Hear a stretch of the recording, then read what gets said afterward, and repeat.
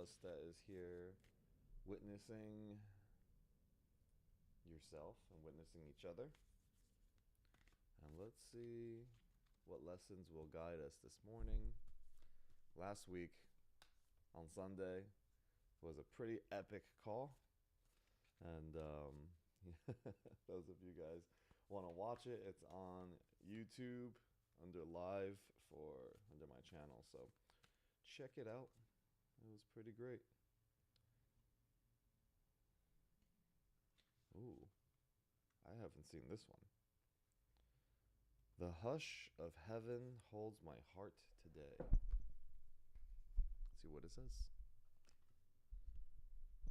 Remember that where your heart is, there is your treasure also. Oh, it's a nice short one.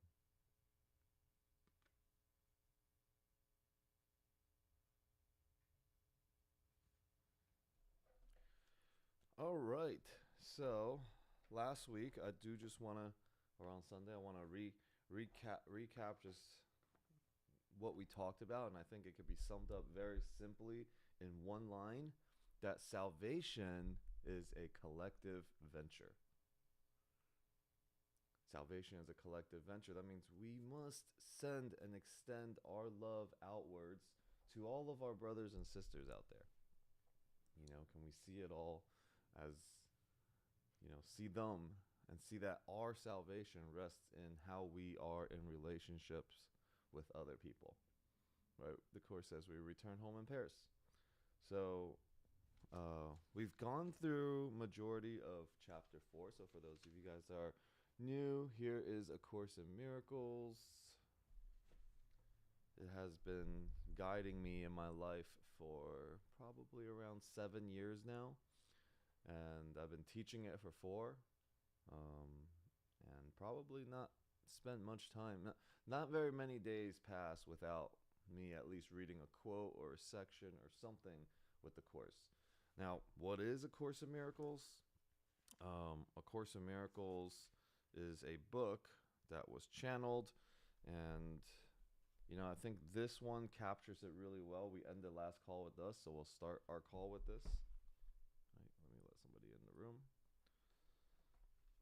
So we left off saying that this course was scribed, although none of the authors are on the cover. And so the name and the collaborators in the recordings of A Course does not appear on the cover because the Course can and should stand on its own. And I say that about every chapter, every sentence, every word in this as well. If you can read the Course from a place of love, if you can listen from a place of love, that means letting go of your judgments, letting go of your needing to know, needing to understand, and simply open yourself up enough so that spirit speaks through, right? Because words really fall short. Words always fall short because the way we interact and the way we talk with each other, oftentimes what I want to share, using the using the limitations of words itself, and then you perceiving it, any word can be perceived differently, right? 3 different people perceive one word 3 different ways. So words fall short in our communication. So today we're actually going to be talking about creation and communication, and how miracles are, you are entitled to miracles if you understand how to communicate correctly. So this course itself is not intended to become the basis for another cult. Okay, oftentimes we take a new spiritual text and it becomes really culty.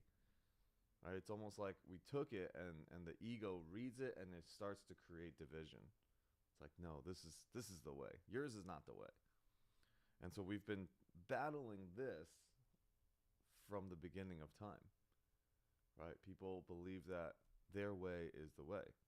And we do it in our everyday interaction with our coworkers, with our family members. Like, our way is the way. And the first thing that the Course teaches you is that there are 2 things. Okay, there are 2 thought systems. One is from the place of the ego, and it's from really perception, right? The Course actually makes a distinction of what perception is. Perception is you seeing something, but you actually project it into the space. You project your fear, you project separation, and then you perceive something back. And so we perceive our life differently. We perceive things happening and we add it as trauma, or we add it as, joyful things in our life.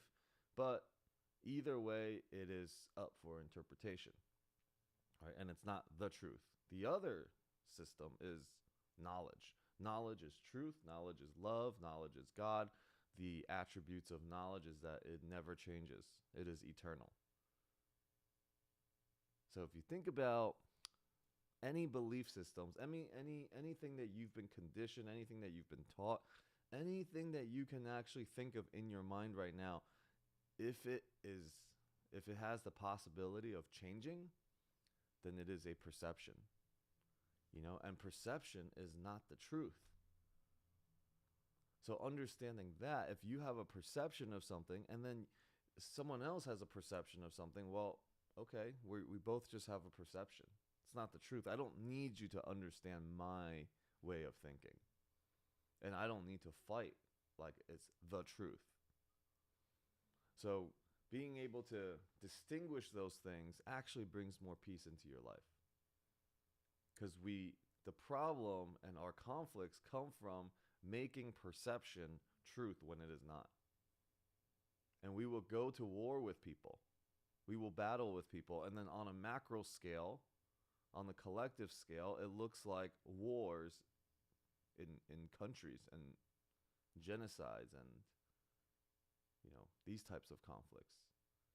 Because I think I need to impose my perception on you. Exactly. Perception is not reality. Thank you, Robert. And not reality with the capital R, because it is your reality, so technically it is real on some level, but only on the lower level, like the level of form and body, and you as a separate entity. But not reality like the collective, like the kingdom, like God's reality. All right, so the Course is amazing in this one line here. It says that the only purpose for this book is to provide a way in which some people will be able to find their own internal teacher. That's the only purpose of the Course, is that some people will and some people won't, because it is one of many different forms of this same teaching. And they all lead to God in the end. So I was speaking at an event yesterday, and I said, if you do real estate and multifamily and lending, if you're in that world long enough, you will also find God. Because there will be moments in which you have no idea what is going to happen. You have money on the line, you have reputation on the line, you have all your own ego things on the line, and you're going to freaking pray. You're going to pray because you don't know what the outcome's going to be. So I said that last night. Everybody started laughing. Yeah, if you do multifamily and investments long enough, you will find God. It is a version of A Course in Miracles, right? You can do hey, what's up? You can do yoga and you'll find God. You can study the Bible and you'll find God. You can study the Quran and you find God. Anything that you get devoted to, you will find God. And A Course in Miracles is just a text and one form of a way in which you can go. And it's very dense. It's one of the most popular and most sold books out there that has not been picked up to be read. So people all have A Course in Miracles in the bookshelf, but nobody reads it. So, because it's hard to read and study on your own, because the ego is so present. We've been living with the ego, living with separation, separate identities for so long. So today's miracle that is entitled for everybody, Wednesday Morning Miracles is what I entitled today, is that you are entitled to miracles. But how do you even access miracles? The way you access miracles is you start to think and see with a collective mind. You recognize that all minds are joined. You recognize that my mind and God's mind, my mind is an extension of God's mind. And God's mind is pure love that is an extension. And the way that you recognize your purpose and your mission and your function in life is to extend that communication, extend that love outwards. And from there, you'll recognize, wow, it is so easy to just love. It is so easy to be compassionate. It feels better in my heart when I'm forgiving and when I'm kind and when I don't judge. Like me judging, wow, that takes a lot of energy. And so last week's section in chapter 4 was the rewards of God. Right? We talked a lot about what the ego offers you, temporary righteousness, temporary relief, temporary happiness. But it's temporary, and temporary things actually cause and lead to more heartbreak later, more pain and more suffering later. And the Course says this need not be. Right? The rewards of God, once you have given a situation over to God, you're like, whoa, that wasn't my responsibility this whole time, and it works out fine.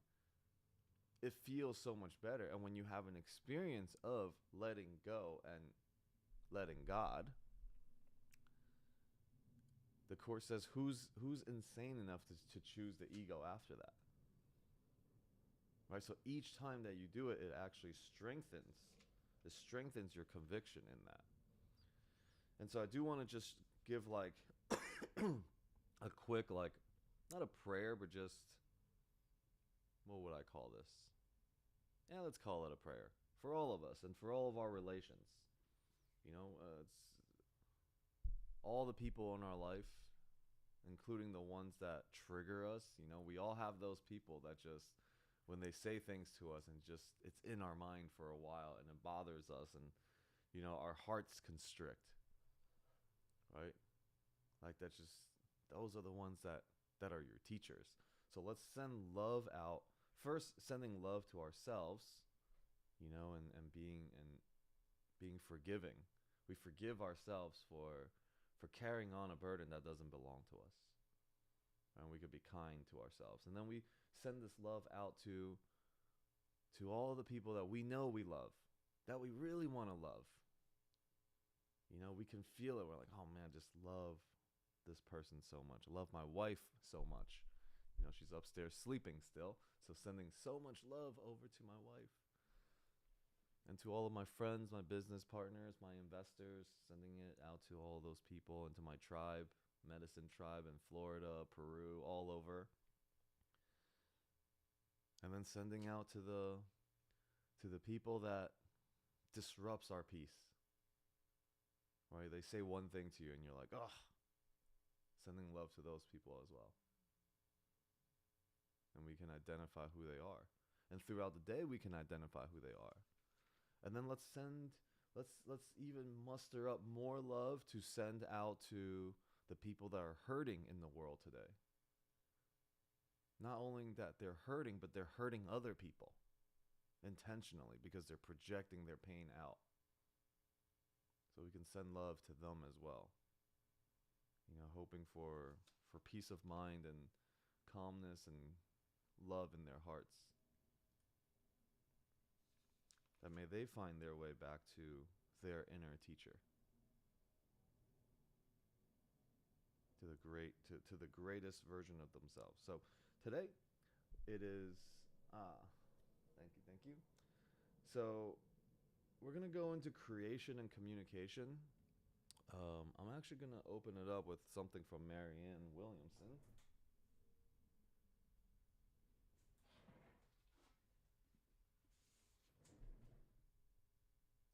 Ta-da! Need some prayers today. Yes. So this is for you as well. You know, just as you're listening to this, listen from a place of just love and receive messages from Spirit, from God, whatever you want to call it. You know, knowing that this miracle, whatever is conflicted inside you, you are entitled to shift and transmute that into love and peace and clarity. That's the miracle that is literally available and waiting for you today. So as you listen to some of these things, just allow God and allow Spirit to flow into you. You don't have to understand anything. There's no need to compare this to anything else that's been out there, or is Alex this or that? Listen from that place, right? Of just being connected. Um, uh, Probably pretty perfect. I just usually open this book and I flip it. It's A Year of Miracles by Marianne Williamson. Today I bear witness to the agony of the world, praying to be used as a healing force. Let me not forget today the needless suffering of so many. I do not dwell on this suffering, but I bear witness with a compassionate heart. May I not be tempted today to attend to my own pain while minimizing the suffering of others. May I not be swayed today by the insidiousness of selfishness. Placing myself in service to the healing of the world, I gain greater perspective and a more powerful consciousness. Dear God, today I remember those whom the world has forgotten, those who are tortured, those who are oppressed, those who are hopeless and feel no love around them. May the love I send them help work miracles in their lives. Amen. That's ridiculous, actually, that I just read that, because that's literally what we just did before that. So I just flip open in that book, and it's always like on point, without fail, every time, so on point. So before we go into the reading of section 7 in chapter 4, this is the last section before we move on to chapter 5 next week, which is on Sunday, which is healing and wholeness. It's a great chapter. We've gone through the depth of the ego, and we go in, and this is what the ego does, and we came out, and it's like, okay, here is how you communicate with God, and here are the rewards of God. And then next chapter we will go into like healing and wholeness. And I read it earlier, and it says, to heal is to make happy. I have told you to think how many opportunities you have had to gladden yourself and how many times you have refused. That starts chapter 5. So just a little tease for chapter 5. Yeah, Robert. So any thoughts, any questions before we dive into the reading?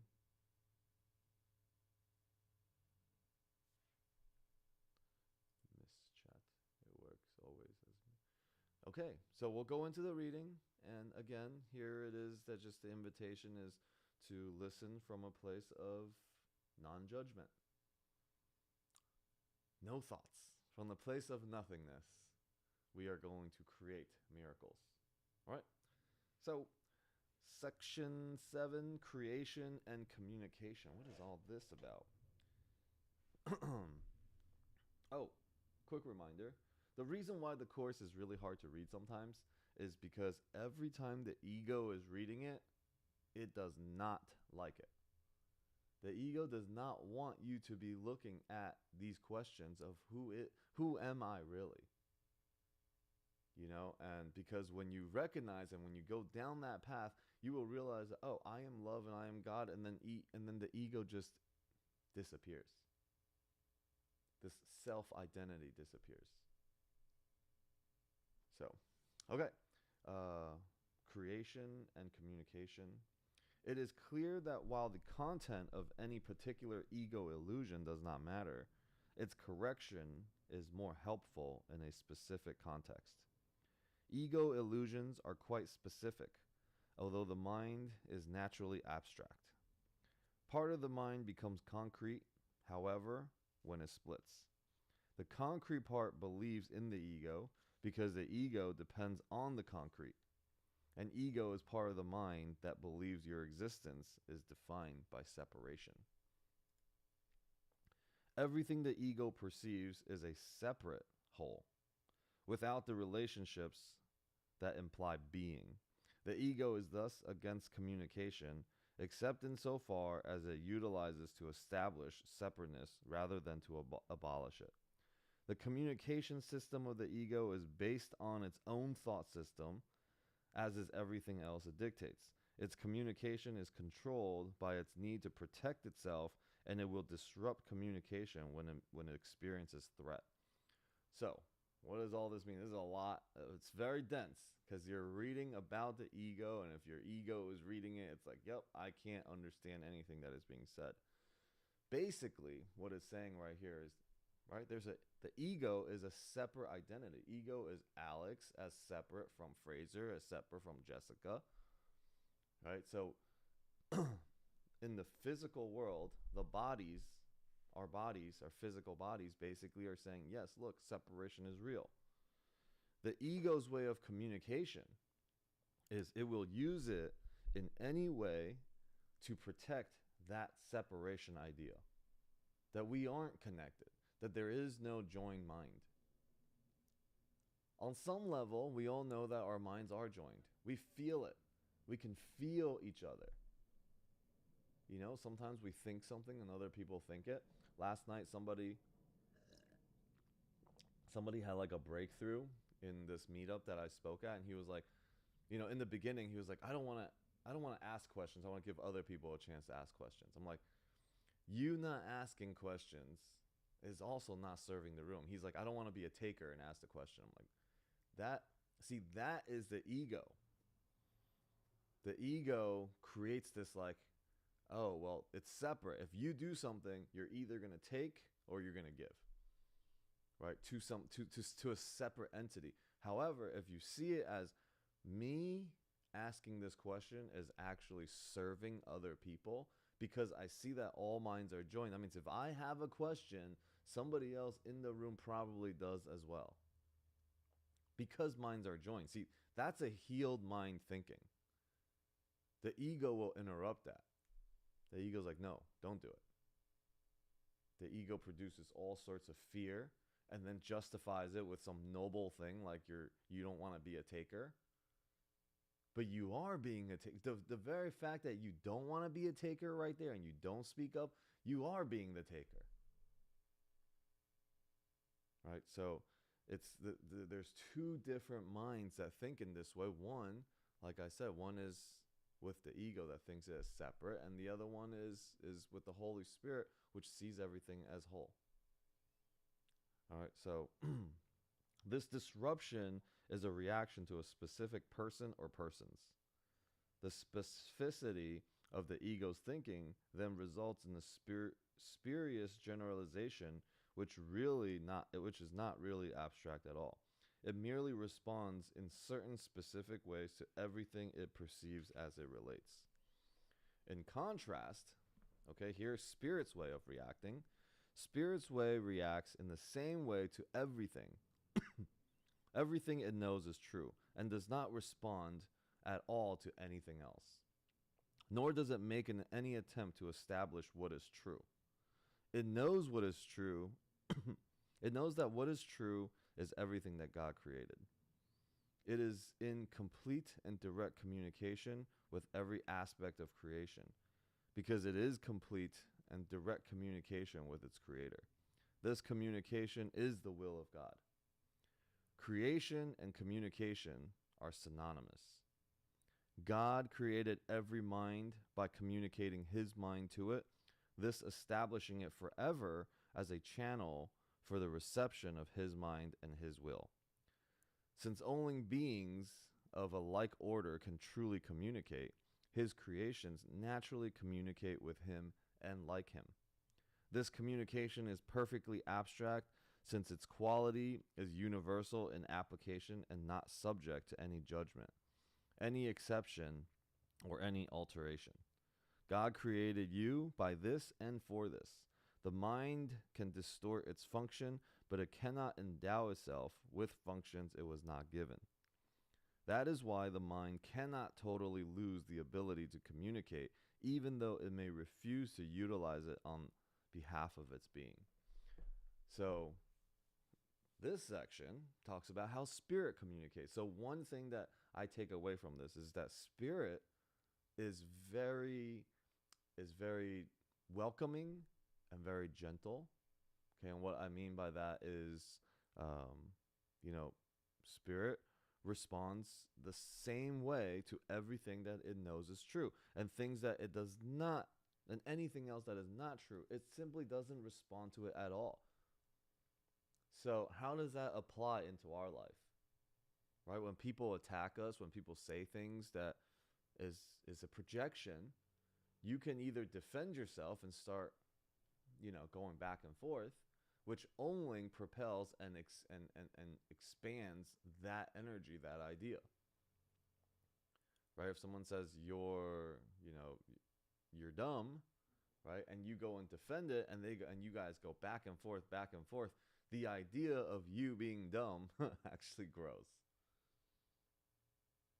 It's expanded, and so spirit's like, yeah, I don't.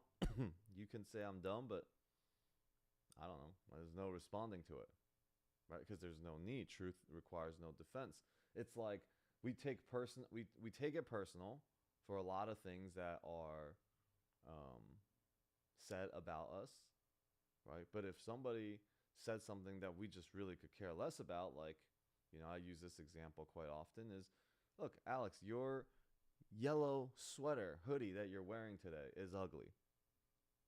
Like, I won't even respond to that, because first of all, I take no offense to it because I know I'm wearing black, right? And I don't even know how to respond to it. So spirit responds in this way to us, only to truth. So in the beginning of this call, we talked about the distinction between perception and truth. Perception is part of this ego illusion that requires nothing from us. It's like a show, it's like a movie that is playing out. Now, if you're watching a movie and you totally forgot that you have a world around you and you're like, I'm the movie. Like, imagine watching a movie and just taking offense so much that you actually do something. Right? Like, because you're watching a movie that's playing out. And let's say, okay, here's one. I don't know why this image came, but watching action movies, right? There's Sylvester Stallone's got this big gun and he's shooting things. He's shooting up everything, and then you take out your gun and you start shooting at the TV and everything else. That's the insanity of the ego. It's like you forget that doesn't actually exist. Right? I think Lao Tzu says, every time you have an idea come to your mind, every time you have a thought, laugh at it. The reason why we are in what we're in right now is because we had an idea that what if we were somehow different or separate than what we are now, and we forgot to laugh at it. We took that seriously, and that tiny mad idea started to expand, and then here we are. But there is another dimension, another world that lies in this moment on top of the physical world right now. Certain times you will connect to it, and other times you will be in the physical world. And what we do on these calls is try to remember, try to have that experience, try to reflect on our lives, so that we can contemplate some of the past relationships and things that are happening in a correct perspective. Not the truth, but the right perspective brings us closer to peace. And that's what we're here to do. We're here to bring a little more peace into the conflicts and the challenges that are with me in today. And that's the miracle. The miracle that is entitled to you today is that any conflicts you have in you now, it need not be. We can give it over, and we can actually experience deeper sense of peace, greater perspective. Okay, continuing my reading here. Existence, as well as being rest on communication, Existence, however, is specific in how, what, and with whom communication is judged to be worth undertaking. Being is completely without these distinctions. It is a state in which the mind is in communication with everything that is real. To whatever extent you permit the state to be curtailed, you are limiting your sense of your own reality, which becomes total only by recognizing all reality in the glorious context of its relationship to you. This is your reality. Do not desecrate it or recoil from it. It is your home, your real temple, and your real self. God, who encompasses all being, created beings who have everything individually, but who want to share it to increase their joy. Oh, people are waiting. All right. Okay.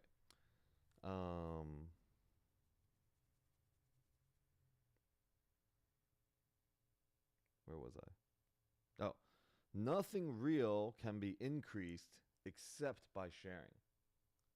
This is an epic line right here. Nothing real can be increased except by sharing.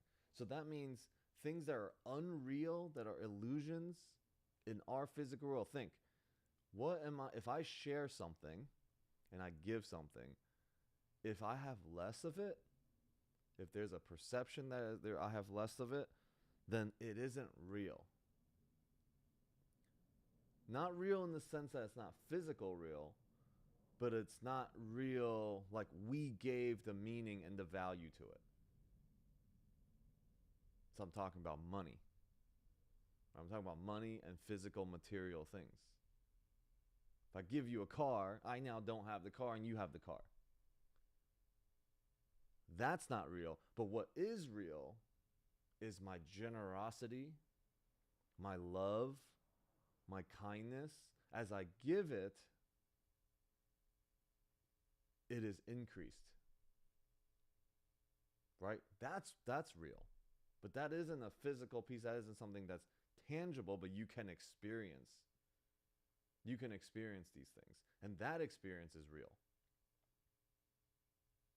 And what's real is that things expand, the real things. If you feel the expansion of something, that's real. By giving, by sharing with others, feeling more seen, more everything. Okay. I want to share this not to boast my ego or anything, but this was something that felt very real, that was shared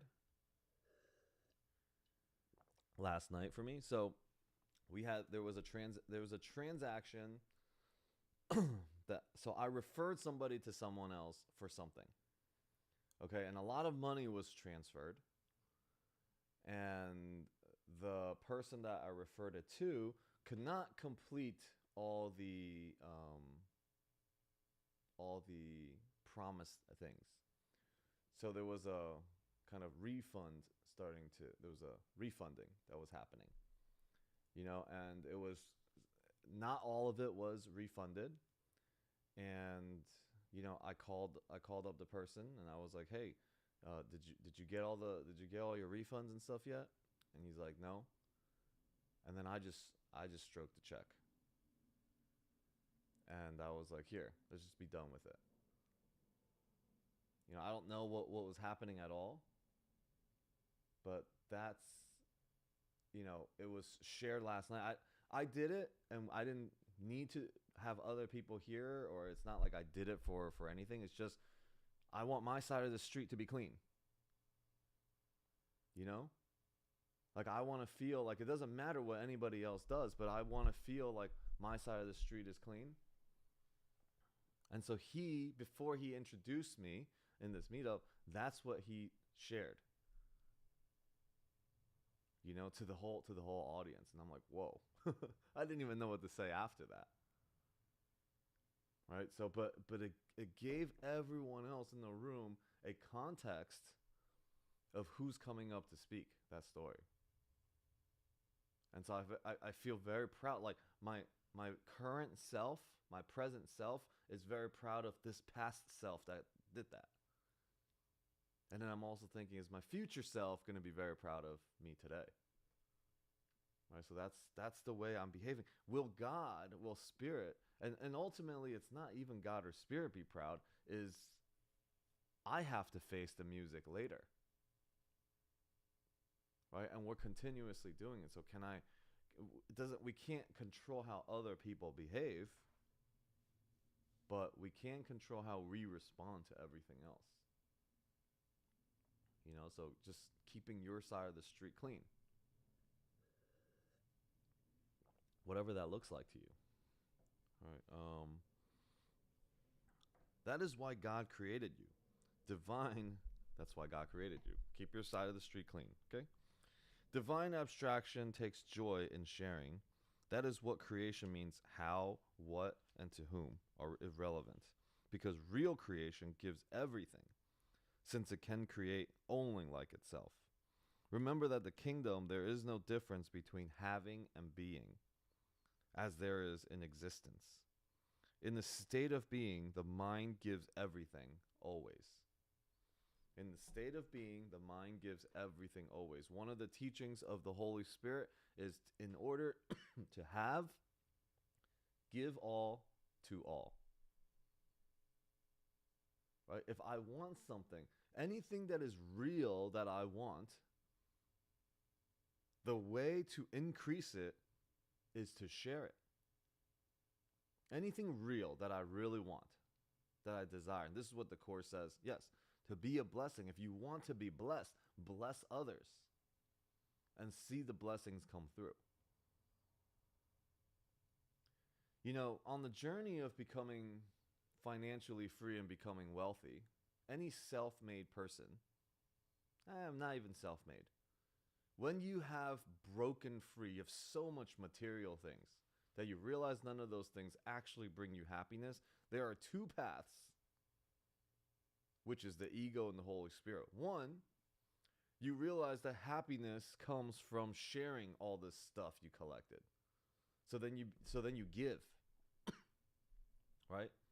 You realize that when you have reached a certain state of wealth, you realize, oh man, and this is actually, you don't need to have monetary and material things to experience that level of wealth.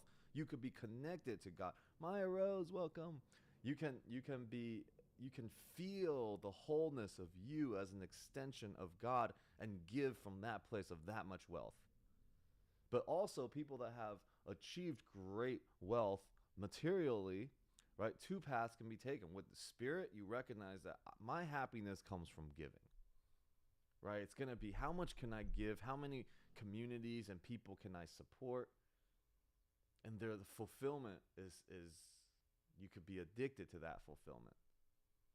And that's what the Course is saying right here, that nothing real can be increased except by sharing. So here, I want happiness. I got to share all this wealth. Now, the other path of the ego is, how do I take more? How do I use my money to go and do more things that creates separation, division, and conflict? So you see there are two types of very wealthy people. One is miserable and uses money to increase the identity of the ego, because there's always a not enoughness. So it's like replacing that with all sorts of material things, which constantly the Course says they are false idols and they will continue to fall every time. And then there are people that recognize and realize, oh, all this money, all this material things, nothing really brings lasting happiness. But what does bring lasting happiness is the memory of me giving and creating something that is memorable between me and a brother or me and a sister from that place. Or community. Oh my God, I was able to help this community. That memory, that will stay with you and help you remember that giving brings happiness and fulfillment. And so you continue to do that. And so this is what the Course saying, that in the state of being, the mind gives everything always. To have is to give all to all. That's the first lesson of the Holy Spirit, is in order to have, give all to all. The Bible repeatedly states that you should praise God. This hardly means that you should tell him how wonderful he is. That's how we praise God, right? God, you're amazing. You're so great. You're so awesome. Thank you for all of this. So this hardly means, and this is why I said people think A Course in Miracles is Christianity. But if you read this part right here, a lot of people that are Christians or Catholic will be like, will not even want to hear this. Right? Will be triggered just as much as people that are not, and use these symbols and these words. God, Jesus, Holy Spirit, all of that. Right? There's a conflict right now in the world of that. So this hardly means that you should tell him how wonderful he is. He has no ego. See, the ego requires that stroking. God does not. But what we do as human beings is we make God like us. We try to make God experience human emotions. We project what we are wanting in ourselves onto God. And that's what the ego does. So, God has no ego with which to accept such praise, and no perception with which to judge it. But unless you take your own part in the creation, his joy is not complete because yours is incomplete. And this is how he knows. And this he does know. He knows it is on his own being that is experience of his son's experience. The constant going out of his love is blocked when his channels are closed. We are the channels. And he is lonely when the minds he created do not communicate fully with him. See, our only problem, every one of our worries, every one of our conflicts, comes from our blockage of that channel to our Father, to the Creator. And at the same time, if that is blocked, then love is blocked. Right? God's mind of expansion of love, which we are the channel of, is blocked. And we are miserable. We block it with this ego, with our own individual agendas, our individual wills. And we don't feel part of that collective.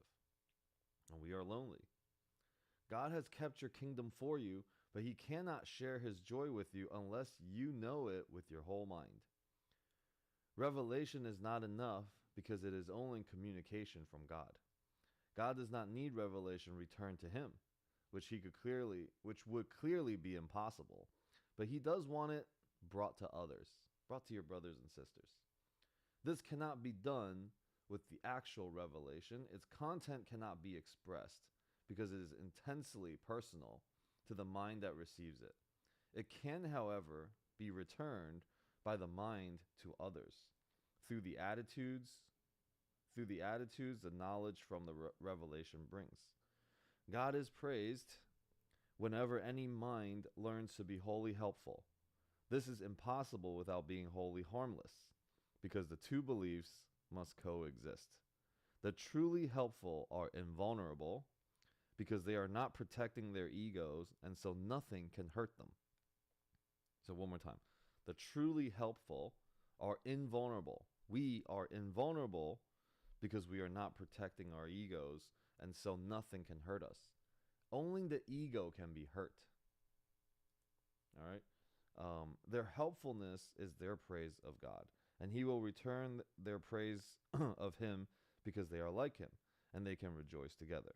God goes out to them and through them, and there is great joy throughout the kingdom.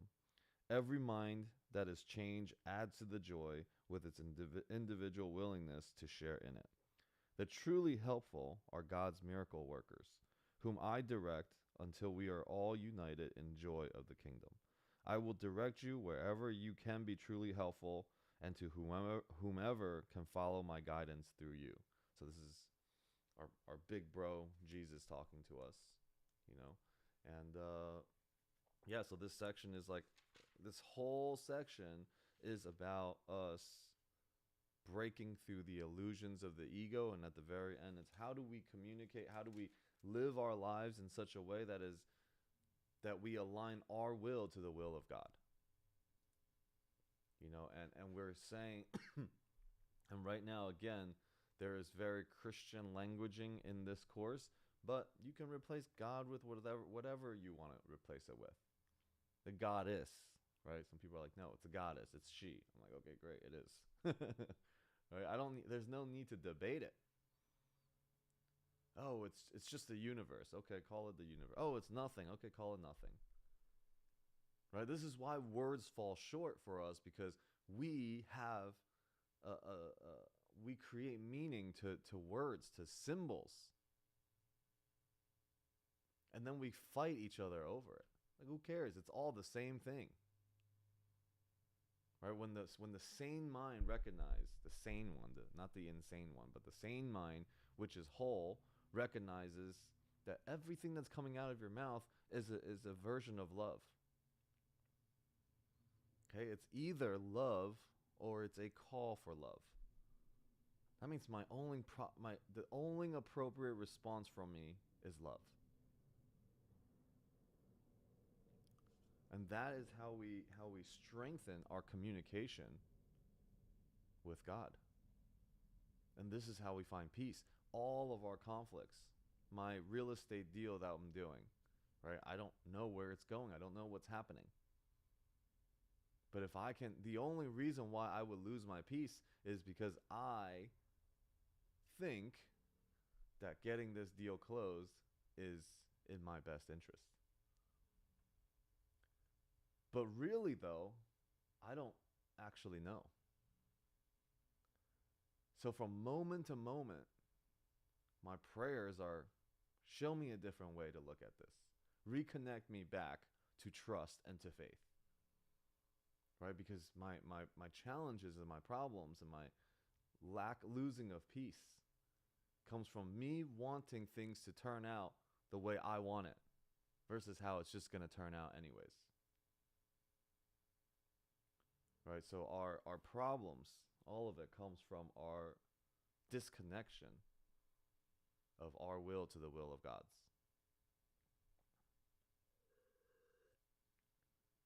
Now, over time, the Course says, you will learn. You will learn to give things over. You will learn that the rewards of God is much more enjoyable than the rewards of the ego. You know? So, yeah, that concludes chapter 4. Chapter 5 is going to be awesome because chapter 5 is all about healing and wholeness. So, let's see. The first section is called The Invitation to the Holy Spirit. And again, it emphasizes that, remember, Spirit knows no difference between having and being. Right? We think that we need to have something in order to be happy. But having and being, if there's no separation, that means just to be happy, I have happiness. I have happiness because I'm being happy. And how do we choose? And the Course says, you choose that. You have every opportunity to do so. To heal, anything that has to do with healing is to make happy of something. And that we've had many, many opportunities to make happy of something, yet we attach to the traumas, we attach to our stories around it. And we have refused this happiness. And just recognizing some of these things, and then we identify now in chapter 5, what is the Holy Spirit? The voice for God. And then the guide to salvation, and then teaching and healing, the ego's use of guilt, time and eternity. Okay, so we're going to make a distinction of time and eternity. And then the last section in chapter 5 is the decision for God. You get to make a decision then. So, chapter 5, very, very powerful chapter. I say it for every chapter. But chapter 5 is we're going into, I'm excited for it. I'm excited for it because we've gone all like 5 months now, right? 5+ months we've gone through. We're now on chapter 5. Okay, there's 31 chapters in this course. That means we're going to be here for 3 years, according to based on evidence, based on results of where we've been. We will go on and finish this course in about 2 years and change. 2 calls a week, 1 section per call, and it's going to be fun, And last week we had a brother come onto the call, and he was very impatient, right? Very impatient with, he wants to learn the knowledge now. But every time I said 2 words, he had to get his 1 word in. And then the last thing that, I was like, here, I'm going to leave you with this. Infinite patience produces immediate peace. Right? Like, contemplate on that for a while. And he's been messaging me. How do I start? That was epic. Not really contemplating it, but I hope he is contemplating it. And so there's no rush, right? It's not like if we finish 31 chapters in the next 2 weeks or something, we're going to be able to grasp it. We're going to understand. It might not even work for us. Like, oh yeah, we read the course. This is what I hear a lot. People are like, oh yeah, I read the course. I'm like, okay. Reading the course, the course is like the Bible. It's a lifetime, it's a devotion to it. Because at different stages of your life, you will read certain sentences differently. It's a journey. And can you just enjoy the journey as it goes? Right? Like people have been like, oh man, one of the most proud things that I've done in my life with the course is I did 1 lesson a day for the entire year. And that's epic, because in 7 years I have not done that. I've done all the lessons, but it's not taken 365 days. It's not a lesson a day. And that was part of one of the earlier lessons for me, was to forgive myself and not be so hard on myself and judge myself for that. And there were days I'm like, oh my God, I missed it. And I'm going to do 2 lessons today, and I'm really caught up. Spirit's just like laughing at me, doing my dance, doing my monkey dance. So we'll open it up for anything that's on your mind. There's no accidents of anyone that is here right now. If you're online on social, if you're online on Zoom, anything that's on your mind is meant to be here. Doesn't even have to pertain to anything we talked about. It could just be something that's going on in your life. And let's see if we can use the teachings of A Course in Miracles, your share, and as we dissect it and use some of the guidance of the course, perhaps we can all understand the course just a little bit deeper today, and allow miracles to show up. Anybody have anything?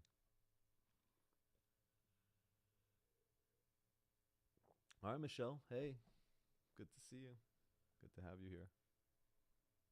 Hi, thank you. I'm going to go ahead and get myself on camera. Yay. Thank you for sharing this with us all. And this is my first time jumping in on one of these Zoom calls. And this is kind of going to be a little bit vulnerable for me, but like you said, I must be here for a reason.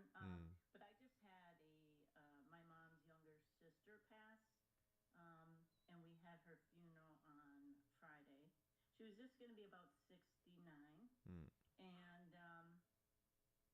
she passed in her sleep, which I think was kind of a blessing. She had a really kind of rough life with 3 sons. 2 died before her, and just kind of always in trouble.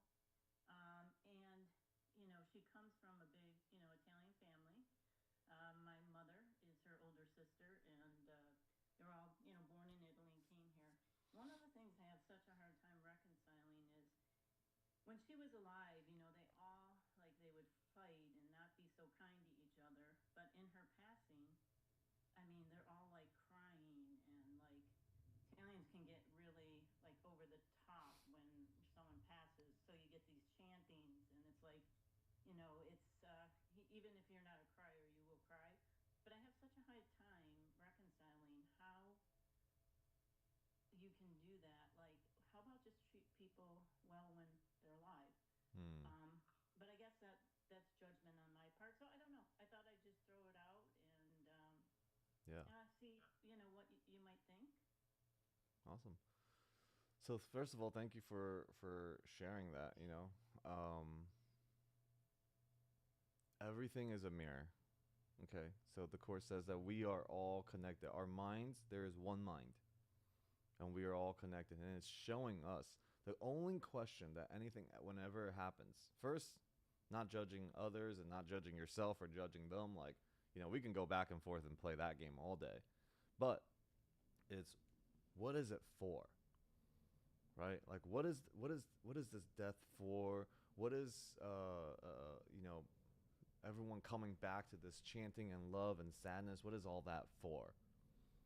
And it's only for you, as you recognize you. So if there's only one mind, as you realize this and you apply it to your own life, you're actually healing the collective. Salvation is a collective venture, is what the course calls it. That means there is a beautiful moment right there for you to recognize how you do relationships in your life, right? Like, it takes somebody passing. One of the things that I share all the time is like, tell people that you love them while they're alive. Hug people while they're alive, because we wait till they go before we let all the things go. Like, why are we holding them to this prison cell until their body is gone? Right? Why do we do that? And then now using this to anchor yourself into the way you do relationships moving forward. Right? Give your, like, this anchor and this wondering of why is like, oh, I now know that why this whole thing is happening is to show me the capacity that I have to forgive somebody now. The capacity for me to be kind and generous and giving now. Right? And it doesn't matter if they send back appreciation or they acknowledge us or anything, because if they were to die, you would not ask for any of that in return. So why do we ask for it while they're alive? Why do we take offense while they're alive? Right? So this is an opportunity for us actually to have healing in our mind that goes beyond the body, beyond the separation between myself and others. See, the ego will say, let's judge them. I don't get why they would fight, and let me go and shame them. Literally do the same thing that they were doing with each other, and I'm going to now participate in that. But the what is it for is, can I be the disruption? Can I be the counterforce to the way that the world is spinning here? Right? This ongoing attack and defense and attack and defense and judgment and attack and just ongoing. Can I be the disruption to that? First by just getting off that wheel myself, putting my sword and my shield down and saying, I'm not participating in this battle. However, I will take the lessons from here and I will love deeper. My faith will become stronger. Because when you love deeper, it requires faith. Because what happens when you love deeply is there's a part of the ego that's like, okay, you want to play this game? What if they don't respond with it? What if they don't give that back to you? Then you're like, oh, my cup is empty. Where am I drawing from? And this and that. Like, the ego now will get involved in there. Right? So, but it requires faith. Faith is, I don't need anything in return. Faith is like, God, I am just extending your love. That's my job. I'm already receiving by being open enough to extend your love to them. And that's all I need to do. I don't need anything in return. I don't need this backflow. And then you'll realize that all the receiving comes from from giving. You know, that you are given, that the love is flowing through you. So yeah, I think I kind of wandered off a little bit into another topic, but No, thank you. yeah, Thank you for that perspective. I appreciate that. yeah. Thank you for asking that question. So, Maya Rose asks, what does the course teach about surrender? So surrender is the same thing as I'm saying that every one of our conflicts comes from not aligning our will to the will of God's. That is surrender right there. That requires surrender. Let me lay down all the defenses and the things that I carry. Right? It's, you know, one of the images that I share is like you're going down the river, right? And you're floating down the river and you're just grabbing things as it goes. Oh yeah, I like this, I like that, as you're flowing down the river, and at some point it's just so much stuff. And you're just holding on to all of it. The surrender is like, can I just like let all this stuff go and trust that I don't need any of this stuff? That all the joy and all the happiness will come from just being able to flow down this river freely, trusting in the will of God, in the will of the river. You know, and I just flow, and I'm with it now. I'm one with it. I don't need to grab things. I don't need all these other things to make me feel like I'm going to be safe, you know? So surrendering is really just is aligning our will to the will of God, which is it solves every problem, every conflict. You know, it's as simple as, oh, somebody scratched my car, cool, will of God. And I don't lose my peace over it, because I don't actually know the purpose of that happening for me. Most of the times the purpose is just to show you that you are attached to something. You gave value to something that has no value. But this real estate deal closes. Awesome. It's our wills are aligned. It doesn't close. Awesome. It's aligned. And it's just a constant practice of giving up everything you hold as valuable. The Course says the game for us is to let go of everything that we deem valuable. To recognize that what we deem valuable actually is valueless. That's our whole game. That includes all the special relationships we have. And this is hard to hear. It includes your significant others. It includes people that you hold these special relationships to. Like, who am I without this person? At some point, you're going to have to surrender to that, to letting go of that too. Even though it could bring great joy. This is what the Course says. The goal isn't to impose what you want and project it onto your partner. It's to recognize that you and your partner are coming together because you guys offer each other unlimited lessons of love and surrender and God.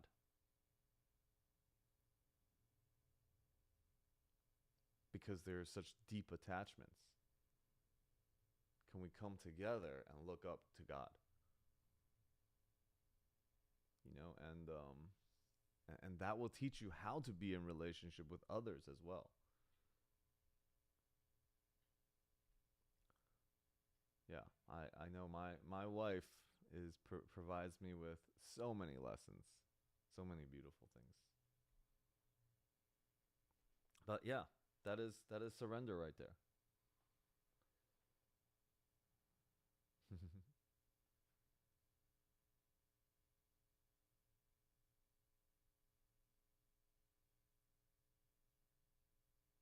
Other thoughts, other questions. Sub Hawk, welcome, brother. Hey, Alex. Great stuff. Thanks. Anybody else have anything they want to share? Let's see what's happening on Instagram. Oh, thank you, Patty. Okay, well,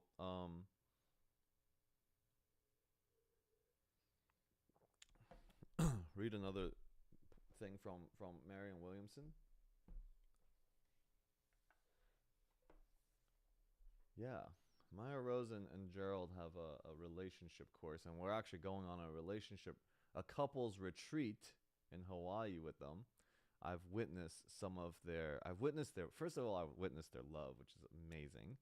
And I've witnessed some of the powerful exercises that they've shared generously with us. And also, they have a really great podcast that they just launched called um, something Sex and Super Conscious. Psychedelics. How did I forget that? That's funny. Psychedelics, sex, and the super conscious. How do you use all of that to really expand in your life and reach level of super conscious, right, Maya Rose? Yeah, it's just about reprogramming the brain and accessing source and super conscious. Two most effective ways of doing that are psychedelics and also heightened states of pleasure. And then there's other things like breath work that the show's all about how to hack your path to the super conscious. So anyway, I'm really excited just because we've done Asheville and Yeah. expanded here. And hopefully we get to interview Alex, we love to, and she's amazing. So anyway, thanks so much for this, Alex. I've been listening one at the gym and such a great reminder. I love being on here and just listening, and it's amazing how the course just brings me right back to center. Like everything else that you're worried about or seems like a big deal, just when I hear your voice and I listen to the teachings, it just brings me right back to like what really matters and what's important. So thank you so much. Oh, thank you. Thank you for those words. Yeah, even for me, I come onto these calls really. You guys are like, you guys just listening to me venting about my own stuff, going through it, and you guys are like my therapists, I guess, allowing me a chance to speak and to work through my own stuff. And we work through it together, you know? Oh, interesting. Both of these really speak to the same thing, I think. But I'm going to just read one, and I'm going to read this one from Marianne from day 222. That's what I opened to, 222. I let go of my attachment to the pain of my past. Often it's said we can be bitter or we can be better. Today, I choose not to be bitter, for my bitterness will create more reasons to be so. As I rethink my past, forgiving myself and others, I release myself from the damage of old wounds. My clinging to old hurts might inspire sympathy for a time, or even temporary support from others, but it will not inspire invitations to start over from other people or from the universe itself. I can have a grievance or a miracle. I cannot have both. Wow. I can have a grievance or a miracle. I cannot have both. I place my grievances in the hands of God and pray for deliverance beyond my attachment to bitter wounds. I let go of my grasping at what I cannot change and pray for a miracle to release me from my pain. I surrender all thoughts of judgment and revenge that I might now be free. Oof. Marianne is ridiculous with her words. I'm going to write that out. Or I'll put another sticky note in here. As you guys can see, I have so many sticky notes in this book. At some point, really doesn't even serve anything. But I will do it anyways.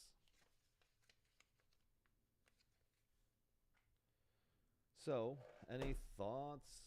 We might end it a little bit earlier today just because I have somewhere I got to be by 9 o'clock my time. It's 8:14 now. So, whatever time we got that, let's, I can have a grievance or a miracle. I cannot have both. Boom. pen drop. But this part requires this one part that she wrote right here. The ego doesn't really want to hear, right? Because it says that my clinging to my old hurts might inspire sympathy for a time or even temporary support from others, but it will not inspire invitations to start over from other people or from the universe itself, right? Like we cling on to some of these things that we are traumas, right? We cling on to them and we get some temporary stuff. But the Course says you should recognize when you are going after temporary things, temporary feeling better, versus an eternal peace. The eternal peace is I can go back and rewrite this story. I can forgive myself and I can forgive others. And forgiveness in the Course is defined as I forgive you for what I thought you did that you did not do. That's forgiveness. Not like I forgive you because, it's for the betterment of something. I forgive you because I'm more charitable. Forgive you because I want to be a bigger person. It's really you're forgiving because it never actually happened. That will be a challenge for the ego to accept, because the ego will go straight to something extreme and disprove that statement right there by saying, oh, well, what happens if somebody assaulted me? That's what you get to work on, because the first and final lesson of A Course in Miracles is that you are not your body. Body is the one greatest weapon that the ego has to verify that you are separate. And we all want to be in this place. We're all looking for oneness. The realization, the recognition of oneness. Recognition implies that you've known before. Very deliberate, the words that the Course uses. So, a couple more minutes here. Anybody else want to share any thoughts, any comments, any questions? Welcome, Catherine. Welcome, Shiva and Cypher, to the call. We do start on Wednesdays at 10 a.m. Eastern, and on Sundays, usually it's at noon Eastern. But Sundays, we kind of play around a little bit. I'm looking to see different times other people can join, so I want to give people opportunities to join on Sundays.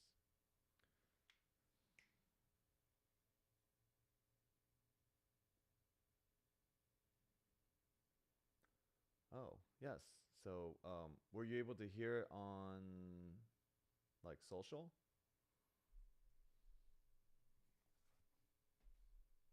Okay, so it is actually chapter 4, section 8. It is called Creation and Communication. And so that concludes actually section 4, and we are chapter 4, and we are going to move into chapter 5 starting Sunday, which is more of going into this healing and wholeness. And we talked about this whole journey with the ego up to this point, but now we'll go into healing and wholeness. And I'm really excited for all the other chapters to come. But yeah, thank you. Anytime that you hear any parts of the Course, it is meant to be. And also know that you observing and witnessing also changes the direction of the entire session. You could be listening from social media, and I don't even know if you're listening or not, or you're on here on Zoom with us and actively participating and just co-creating it. It's a beautiful collective venture that we're all on together. All right. Other thoughts, questions? What I just read before actually is Marianne Williamson's A Year of Miracle, it'll actually say day 222. So if you want to look for that, you can probably find it online. But it's I let go of my attachment to the pain of my past. All right, and I'll probably post this in the Instagram group that I have for A Course in Miracles. So if you want to find that, you can also go to my Instagram and click on Daily Miracles and join that group. And I'll post that in there. All right, final thoughts, final questions. Oh, great session. You spoke about patience. Do you have any tools you can share about how to implement that? Yeah, it's easy to just tell yourself, hey, be patient, stay calm, take breaths. But as you're saying, be patient, stay calm, take breaths, you're actually trying to overcome something, your impatience, your lack of patience. And that actually grows that lack of patience. Trying to do something over it. Right? You're saying, no, me being not patient right now, this is not good. So then I got to do something to overcome that. And the more that you do it, trying to overcome, you're actually sending energy to the fact that you don't have patience to that moment. And the healing of it is to shift my relationship to this moment that I am not patient. I become patient with my impatience. To shift that energy, and the way you do that is you ask the Holy Spirit and God for help. You're impatient because you value something. You value something that you don't really know you value right now. And so you trying to fix the problem that you created, that just doesn't happen. But you can ask for support. And the way you ask for support is you say, God, show me a different way of looking at this.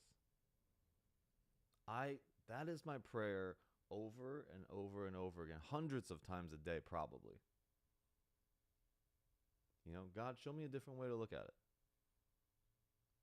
Someone says something to me, I react poorly. Show me a different way to look at this whole situation. I don't know. I don't know if it was supposed to be good or bad. Is it good for me? Is it bad for me? Just show me a different way to look at it. And time, because I give this problem over to God, I now have peace. I give my impatience over to God, now I'm patient. So whenever we have stuff come up, rather than trying to force it, shove it down, or replace it with something else, it's giving it over. Because no matter what you do and what you work with it, all this work you're putting into it, at some point, there's only one moment that matters, and the moment is, I'm freaking tired of working with it. Here you go, God. Take it. I'm done working with it. I'm done giving any more energy to it. I'm done trying to breathe through it, trying to make calm of it, trying to do all these things. Just take it. There will be that moment. The Course says, Spirit, Jesus, God is very patient. Okay? And God doesn't show up on time. God shows up on your welcoming. Spirit comes when you welcome it. Not because of, I've been working on this for 10 years or 20 years. You don't get more merits by working on something longer in time, because time is also an illusion, and we're going to actually talk about that in chapter 5. How to really perceive time correctly. How to use time correctly. So, I don't know. Make a decision. Commit to every single section of chapter 5. That means every Wednesday, every Sunday for the next 4 weeks. Can you tell us again where to find the IG Daily Message group you mentioned? So if you go to my Instagram, which is on my name thing right here at Alex Lovely, you will find underneath my bio, it'll say 2 different groups. One is a real estate fund group, and the other one is Daily Miracles. Click into the Daily Miracles and join it. That's where I just post different things. And then there's Maya Rose's podcast. Amazing. Okay, Claudia, go ahead. This is the final question. Final thought. So I just want to share really quick something that my husband says. You have 20 years working in the same job, do you really have 20 years working in the same job? Or you have done one time improvement in that job in the first year and then repeating yourself for 20 years. That's that's what I want to share. That's To the great. thought. That is deep. We can think about that one for a while. All right, so we will leave off on that. You have a job for 20 years? Did you really have a job for 20 years? Or you worked for 1 year and you just repeated the same thing? Interesting. Okay, so have a fantastic, loving, blessed, miracle, blessed day. And thank you guys all for being here and participating and sharing. Thank you, thank you, thank you. I will see you guys on Sunday. Much blessings, everybody. Bye.